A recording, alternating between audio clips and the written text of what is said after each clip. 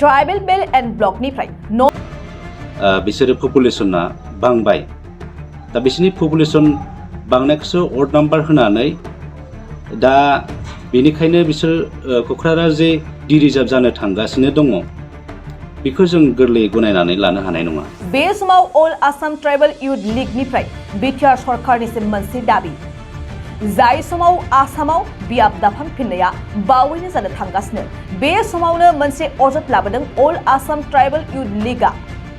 नंगौ दासान्दि आसामाव बियाब दाफामफिननायखौ लानानै गोबां सानसुमैफोरखौ खालाव खासाव जानायखौ नुनो मोन्दों। बेबायदिनो बयबो गाव गावनि मोन्दांथिखौ फोरमायदों जे बियाब दाफामफिननायाव थाखानाय एसटी रिजार्भेशना मा जागोन, बर'फोरनि मोनथाय ट्राइबेल माहारिनि मोनथाया गोमालांगोन नामा? बे समाव बेखौ लानानै बयबो खालाव खासाव जाना दं। मानोना गोबां सानसुमैफोरानो बियाब दाफामफिननायनि गेजेरजों बिटिआरनि सिङाव गोग्लैनाय लकसभा बियाबनि एसटी रिजार्भेशन थामहिनबा क'क्राझार लकसभा बियाबनि एसटी रिजार्भेशनखौ गोमालांगोनखौ सन्देह खालामदों।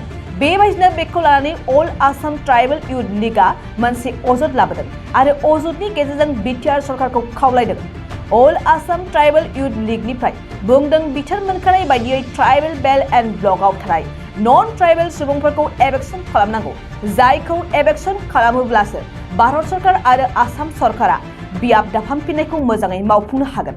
आरोबाव बियाब दाफामफिननायजों क'क्राझार लकसभा बियाबनि एसटी रिजार्भेशना गोमायोब्ला बेखौ माब्लाबाबो गनायनानै लानो हानाय नङा होननानै फोरमायदों अल आसाम ट्राइबल यूथ लीगनिफ्राय।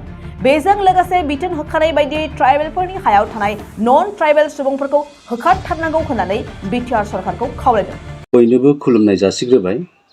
दुलाराय आसाम ट्राइबेल लाइमोन आफादनि आं नेहाथारि जानानै अल आसाम ट्राइबेल संघ आरो अल आसाम ट्राइबेल यूथ लीगनिफ्राय आसामनि ट्राइबेल हारि माहारि आरो बिटिआरजों लोगोसे गासै आसामनि अट'नमास काउन्सिल ट्राइबेल माहारिनिसिम 2023 गोदान बोसोरनि अननाय मोजां मोननाय आफा आनान गसाइ अबंलावरिनि खाथियाव बयनोबो गाहाम हामलायथि बावहरग्रोनाय जाबाय।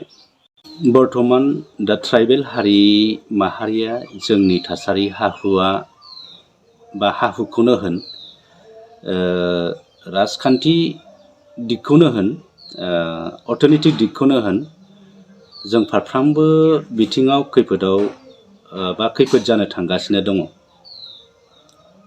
बेनिखायनो जों गोख्रैनो जाय जेरावखि आफादाव थाया मानो पलिटिकेलानो होन बा नन पलिटिकेलानो होन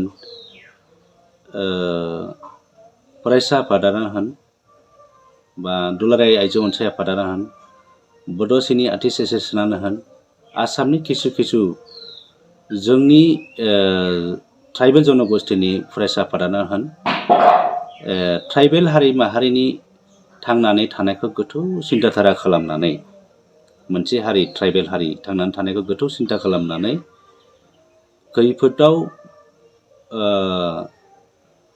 खौसेयै सांग्रां जानाया गोनांथार दंथारसै।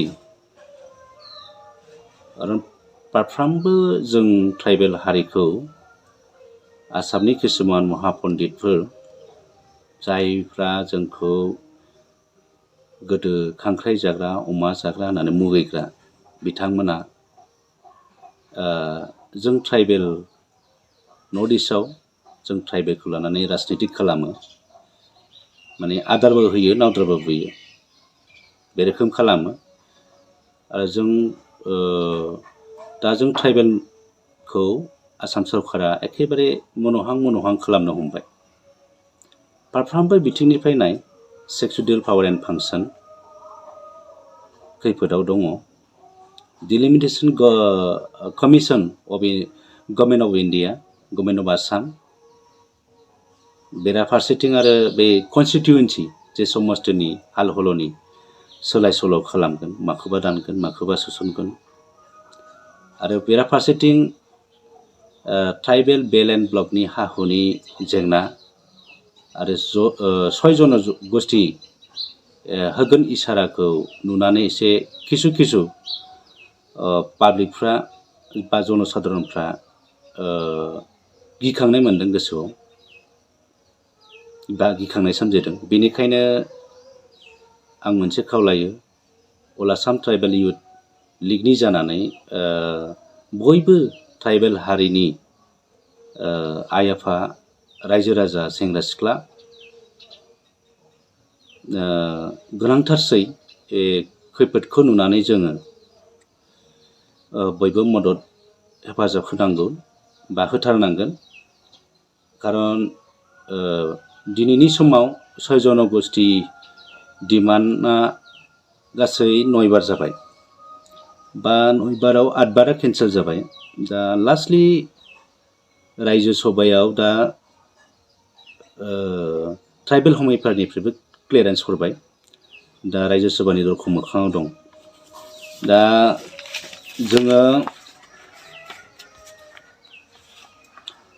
फैगोन सम रायजो सभानि एसेम्ब्लिखौ एसे थाल लानाया गोनां जासिगोन बा जिरायनाय समखौ नोजोर होनांगोन आरो हुसियार जानांगोन। गमामा बोरैबा जुदि खैफोदाव गोग्लैब्ला गासै बिथिङावनो जों ट्राइबेलफ्रा हयथ' खस्थ' भुगिनांगोन बा जों बिराद खोमसि जागोन।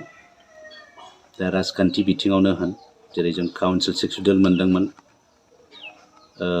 एसटि खथा हिसाबै जोंहा समस्तियाव सरकार दानो हानाय, जेनेबा काउन्सिलाव सरकार दानो हानाय गोहो मोनदोंमोन।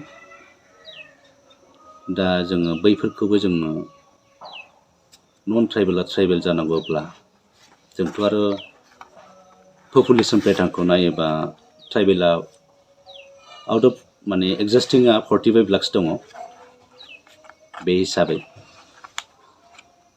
आरो बिसोरो 6 जनगोष्ठी हिसाबै एक्जिस्टिं 1.5 कोटि दङ। दा राजनितिकआथ' बै पपुलेसन पेटार्नखौ नायनानैसो गुरुत्त होगोन। बेखायनो जोङो जुदि ट्राइबेल स्टाटासआ गमामा जोंनिया गोमामारोब्ला बा जोंजों समान जुदि अधिकार बिसोर मोनोब्ला जों हयथ' फरासुनायावनो होन, साख्रि बाख्रियावनो होन, जों खुनु चेलेन्ज खालामनो हानाय नङा। आरो जिखिनि खथा दङ बैफोरखौबो बिसोरनो गासैबो जायगा लागोन। दानो जोङो किसुमानखौ जों नुयो, बिसोरो जे अफिसियेल एडमिनिस्ट्रेटिभआव खामानि मावो, गिदिर गिदिर अफिसार आपार आसामनि, बिथांमोना माब्लाबाबो मोजां रेसपन्स खालामनानै हाबा मावा।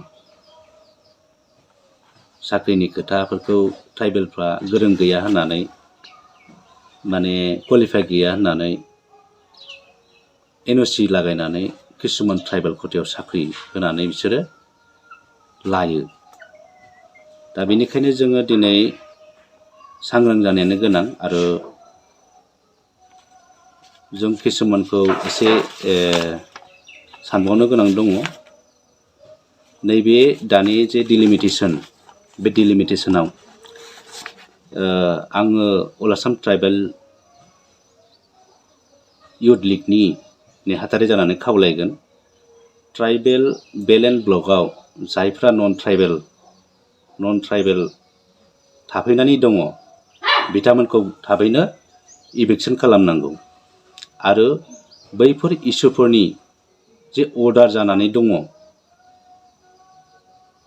दिनैसिमबो मानो इभिकसन खालामनो हायाखै, बेनिखायनो बिटिआर सरकारनिसिम थाबैनो मावफुंनो अल आसाम ट्राइबेल इउथ लिगनिफ्राय खावलायनाय थाबाय।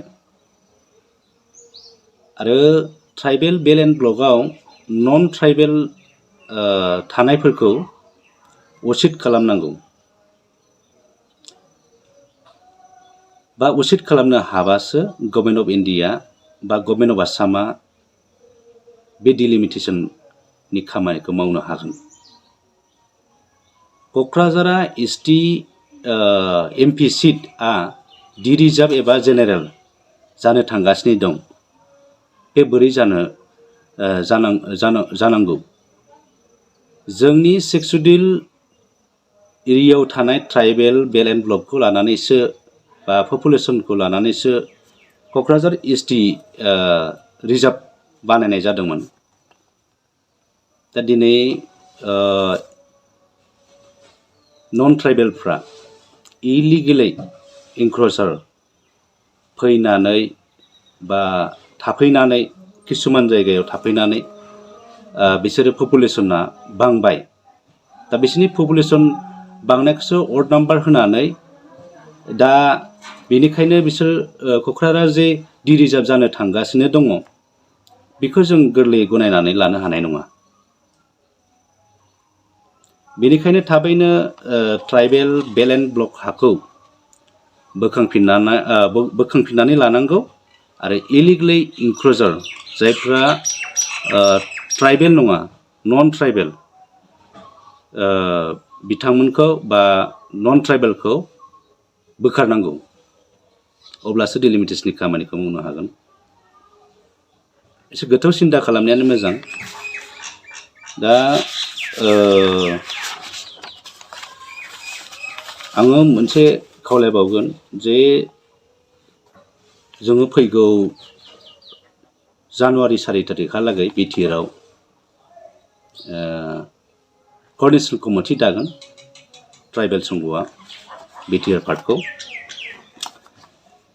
आरो जों किसुमान माने जायगा जायगा दिनै लेन्ड मेलानि सोमोन्दै हानि सोमोन्दै नियादि फाटा एक्सनिया किसुमान माने मिशन बसुन्धरा आरो मिशन पवित्र बैखौ नोजोर होनानै आरो दानि परिस्थितिखौ लानानै जों मोनफ्रोमबो जिल्लायाव बा अल आसामावनो होनजायो जोङो ट्राइबेल संघ आरो अल आसाम ट्राइबेल इउथ लीग बा जयैनो जोङो एवारनेस खालामगासिनो दङ। दा जोङो खालामलांबाय थागोन आरो फैबाय थानाय समाव जोङो बिराद गिदिर सांग्रां जानाया गोनां जाहाथे जोंनि ट्राइबेला खुनु बोदैबो खहा खुथि जाया। बेनि थाखाय साफ्रोमबो फरायसा फरायसुलि आरो रायजो राजा आइ आफा गासै रायजो राजाखौ नैबे खैफोदनि समाव एखेबारे माने मददखौ होनो थाखाय आङो अल आसाम ट्राइबेल इउथ लीगनि नेहाथारि जानानै गुरैयै खावलायनाय थाबाय। गोजोन्थों। नोंथाङा सानाय सुनाय बेरामनि जेंनायाव गोग्लैदों नामा? जुदि नोंथाङा सानाय सुनाय दंब्ला जिंगासिनांगौ गैया। चिरां जिल्लानि बेंटल गेट साफागुरियाव दायो एसआइ निउर' थेरापि सेन्टार दंसै। बे थेरापि सेन्टाराव नोंथाङा गोरलैयैनो देहानि सानाय सुनायखौ फाहामथाय लानो हागोन। बे आथिं सानायानो जाग्रोदों ओमफ्राय जानाया एसे सिगांनिफ्रायनो जाखादों ओमफ्राय बिदिनो गुबुन गुबुन मुलि जाबाबायदों ओमफ्राय हामाखै। दिनैनि ट्रिटमेन्टआ नङा आङो एसे मोजां मोनसिनबाय। जेरै सिं सानाय, आफादावरि सानाय, मोदोम जरा सानाय, आइजोफोरनि जेंना, खर' सानाय बायदि बेरामखौ फाहामनाय जायो। लोगोसेयैनो बे सेन्टाराव थानानै फाहामथाय लानो हानायनिबो सुबिदा खालामदों। नोंथांमोनहा एसआइ निउर' थेरापि सेन्टाराव फाहामथाय लानो गोसो दंब्ला नैबे मबाइल नम्बर 7620160459 नङाब्ला 9476977956 आव थोंजों सुलाद लानो हागोन।